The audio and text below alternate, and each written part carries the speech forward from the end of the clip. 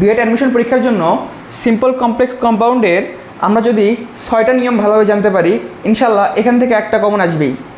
তো আশা করি আপনারা এই যে এখানে 3টা নিয়ম লিখছি আর বাকি 3টা নিয়ম লিখব, তো আশা করি এগুলা ভালোভাবে পড়লে এখান থেকেই কমন পাবেন।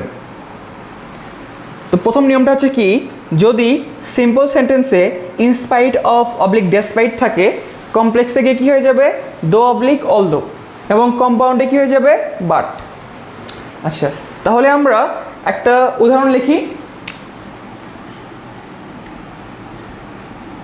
In spite of being poor he is honest.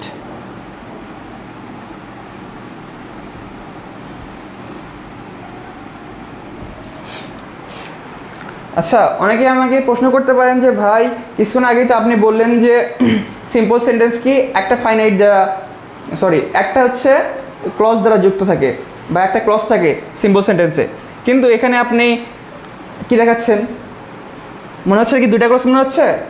আদৌ কিন্তু এটা 2টা ক্লজ না। এখানে যে ইনস্পাইট অফটা আছে এটা ক্লজ না, এটা একটা ফ্রেজ। তো এই পুরোটা মিলে একটা বাক্য, এখানে কোনো ক্লজ নেই। আশা করি বুঝতে পারছেন। তো প্রথমে কি লিখলাম, in spite of being poor he is honest. এর কমপ্লেক্স করব আমি, কমপ্লেক্স করলে কি হয়ে যাবে, দো অবলিক অল ইউজ করতে হবে, তাই না? দো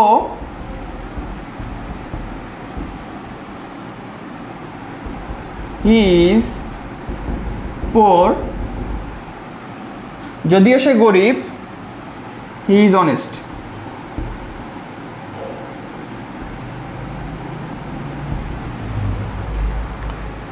দো he is poor he is honest. তো সিম্পল থেকে যখন আমরা কমপ্লেক্স করলাম, ইনস্পাইট অফ বিংটা উঠে গেল, উঠে গিয়ে সেখানে কি আসবে, দো চলে আসবে, আর দোর পরে সাবজেক্ট নিয়ে আসতে হবে।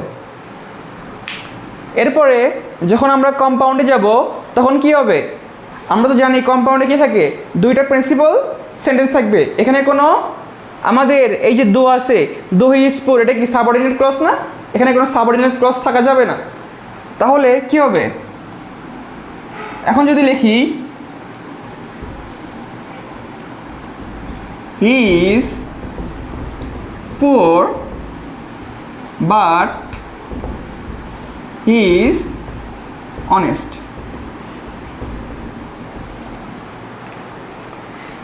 হি ইজ পোর একটা কি প্রিন্সিপাল সেন্টেন্স, ঠিক আছে, আর হি ইজ অনেস্টটা কি প্রিন্সিপাল সেন্টেন্স। এই দুটোকে যুক্ত করছে কি দ্বারা, বাট দ্বারা। তাহলে এটা কি হয়ে যাবে, কম্পাউন্ড সেন্টেন্স। কি দাঁড়ালো তাহলে, হি is poor but he is honest.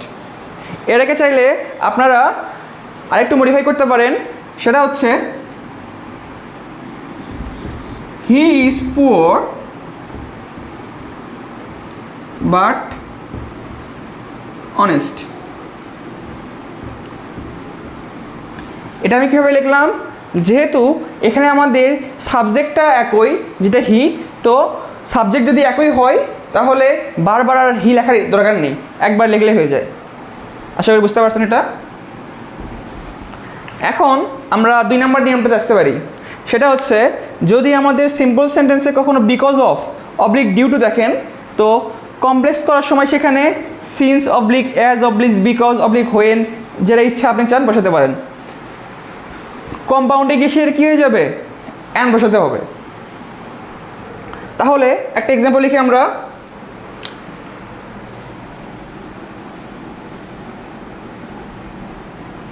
Because of his hard work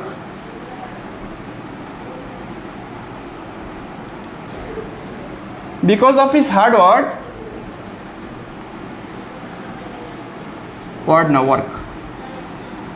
because of his hard work he will succeed.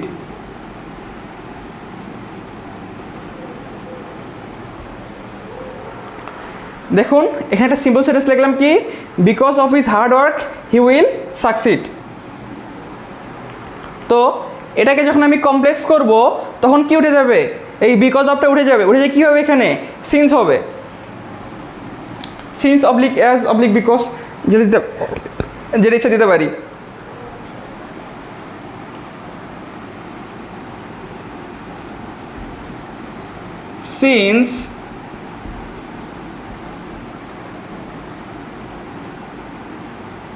Since যেহেতু হি ইজ হার্ড ওয়ার্কিং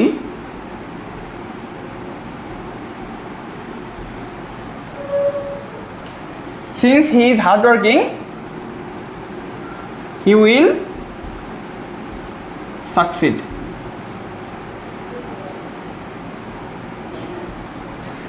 তাহলে একটা জিনিস লক্ষ্য করার বিষয় হচ্ছে আমাদের এই যে প্রিন্সিপাল ক্লজটা আছে এটা কি হচ্ছে না, কোনো চেঞ্জ হচ্ছে না, এটা যেরকম আছে এরকমই থাকতেছে।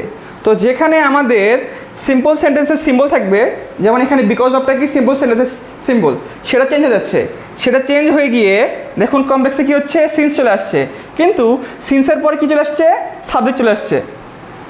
Since he is hard working he will succeed, যেহেতু সে পরিশ্রমী সে কী হবে, সফল হবে। এরপরে আমরা যখন কম্পাউন্ড করব, কম্পাউন্ডে কি দেখতে পাচ্ছি, কম্পাউন্ড করার সময় অ্যান্ড দ্বারা যুক্ত করতে হবে। তাহলে কমপ্লেক্সে আমাদের এটা আছে, যখন কম্পাউন্ড করব তখন কি হবে, সিন্স কি আর হবে, সিন্স আর হবে না, তাহলে কি হবে, এটিগুলো লিখতে হবে, he is hard working and he will succeed. He is hard working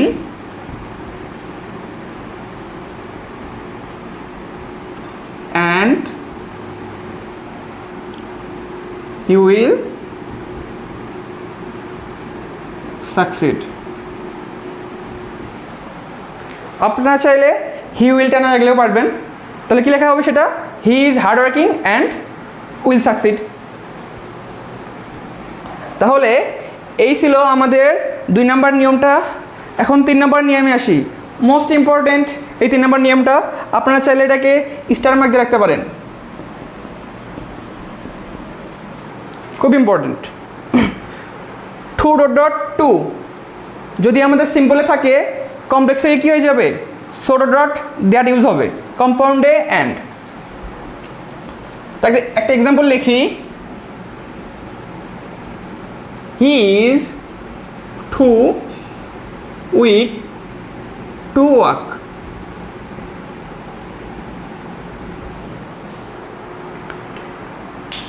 he is too weak to walk, সে এতই দুর্বল যে হাঁটতে পারে না।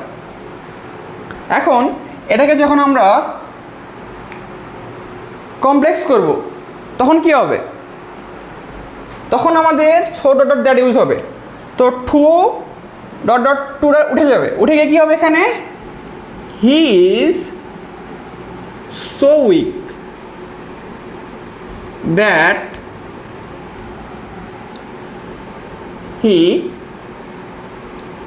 cannot walk.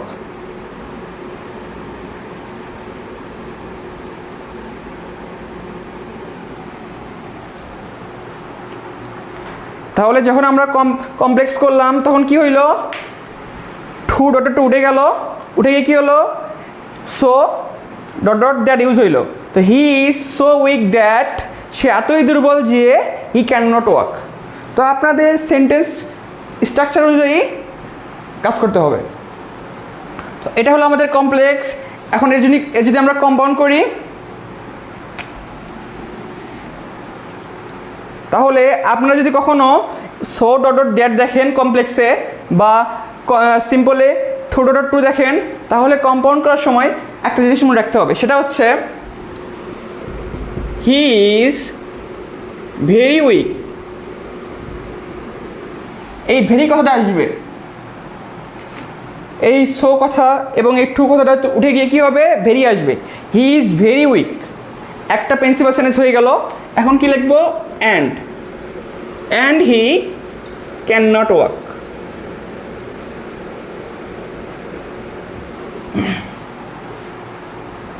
সে অনেক দুর্বল এবং সে হাঁটতে পারে না। তাহলে আশা করি আপনারা এই 3টা নিয়ম বুঝতে পারছেন। এখন আমরা বাকি 3টা নিয়মের দিকে যাব।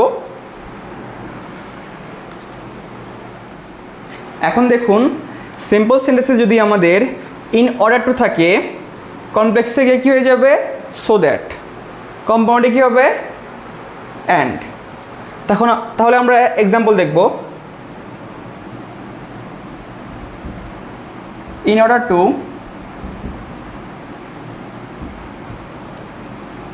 Maintain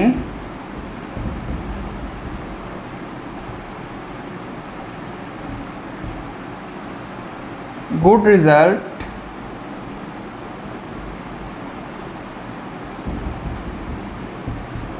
you have to study। তাহলে ভালো রেজাল্ট ধরে রাখতে তোমাকে কি করতে হবে? স্টাডি লিখিনি।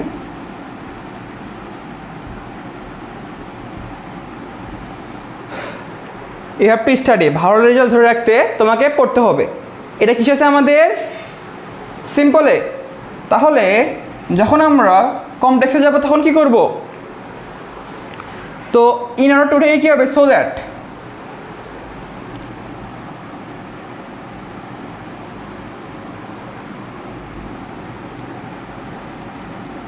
তাহলে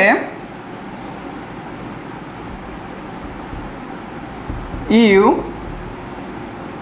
have to study so that you can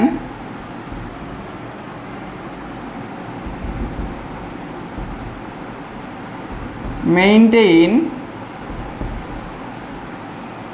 good result।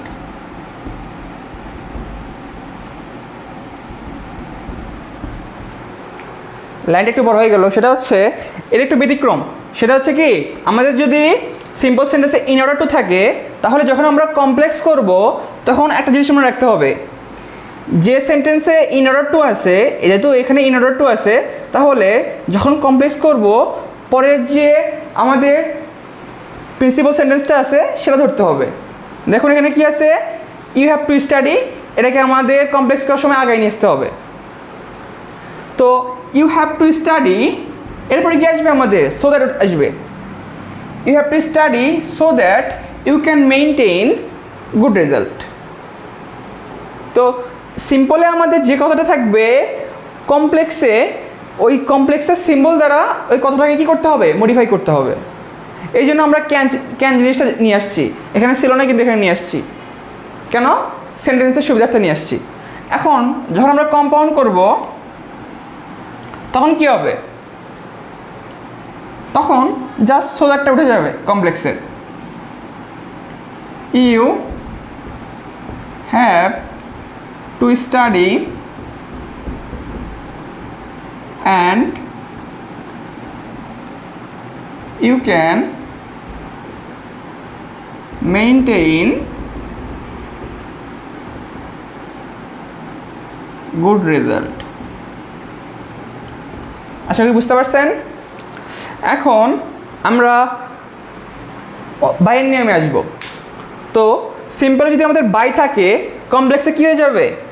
If হবে, এবং কম্পাউন্ডে and.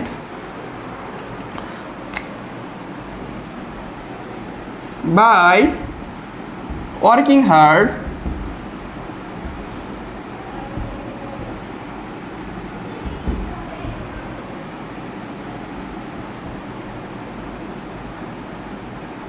you can get good result।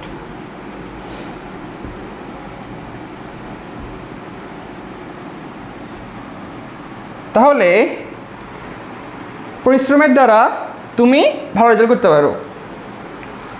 এটা আমাদের যখন কমপ্লেক্সে নিয়ে যাব তখন কি আসবে? ইফ। আর একটা জিনিস মাথায় রাখতে হবে, সিম্পল যে বাই আছে, বাইয়ের পরে কিন্তু সবসময় যে ভার্বটা থাকবে তার সাথে কী হবে? আইএনজি হবে। If you work hard, if you work hard you can get good result. তাহলে তুমি যদি কঠোর পরিশ্রম করো তুমি ভালো রেজাল্ট করতে পারো বা ভালো রেজাল্ট করতে পারবে। তো আমাদের এখানে সিম্পলে বাই ছিল, কমপ্লেক্সে কী হয়ে গেছে ইফ ইউজ করছি আমরা। আর আমরা তো জানি কমপ্লেক্সের সিম্বল ইউজ করার পর সেখানে কী চলে আসবে, অবশ্যই তার সাবজেক্ট চলে আসবে। হ্যাঁ এটা আসছে। এখন আমরা কম্পাউন্ডে যাব। তাহলে কম্পাউন্ডে কী হবে, কম্পাউন্ডে এটা একটু ব্যতিক্রম হবে। সেটা হচ্ছে ব্যতিক্রম না, যে এখানে আর আমাদের ইফের সাথে সাথে ইউটা উঠে যাবে। কি হয়ে যাবে তাহলে, work hard and you can get good result. পরিশ্রম করো এবং তুমি কি ভালো রেজাল্ট করতে পারবে। তো এখানে আর ওই তো বললাম আমাদের বারবার সাবজেক্ট লেখার দরকার নেই। তো এখানে প্রথমে সাবজেক্টটা লিখতে হয় না, ওয়ার্ক হার্ড, তারপরে আমাদের কী লিখলাম and you can get good result. তো বাইয়ের নিয়মটা আমাদের গেল। এবার আমরা আসবো উইদাউট।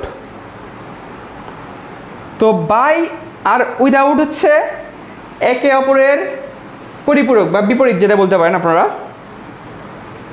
তাহলে এটা করি, এটা মূলত পজিটিভ বোঝায়, এটা আমাদের নেগেটিভ বোঝায় আর কি। Without working hard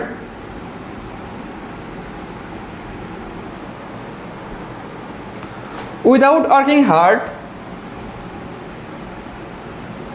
you cannot get good result। তাহলে পরিশ্রম করা ছাড়া তুমি কি করতে পারবে না, ভালো রেজাল্ট করতে পারবে না। আগেটা ছিল পরিশ্রম করলে তুমি ভালো রেজাল্ট করতে পারবে, এখানে কি বলছে পরিশ্রম করা ছাড়া তুমি ভালো রেজাল্ট করতে পারবে না। তাহলে এটা কি, এটা ছিল পজিটিভে, এটা ছিল তার নেগেটিভে। তো এই দুটো রুলসই আমাদের অনেক ইম্পর্টেন্ট, আমাদের মনে রাখতে হবে। তো এটাকে যখন আমরা কমপ্লেক্স করব, তো এখানে আমরা আনলেসও বসাতে পারি, ইফও বসাতে পারি। যদি ইফ বসাই তাহলে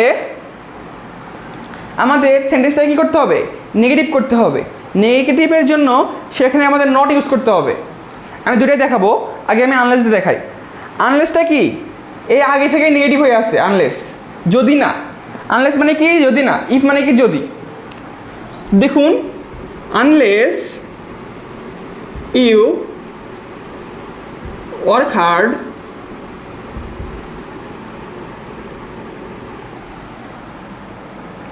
you cannot get good result।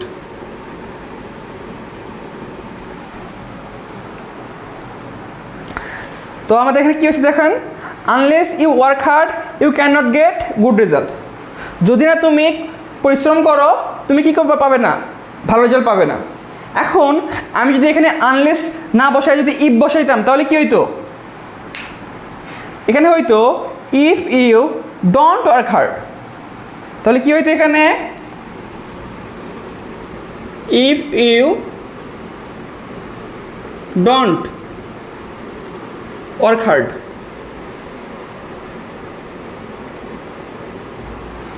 তো এটা শুধু চেঞ্জ হবে যে আমাদের যদি ইফ বসাই তাহলে কি ডোন্ট নিয়ে আসতে হবে, আর যদি আনলেস বসাই তাহলে কোনো কিছু নিয়ে আসার দরকার নেই। বাকিগুলো এটা ঠিক থাকবে আর কি। You can not get good result, পরের প্রিন্সিপাল ক্লজটা ঠিক থাকবে।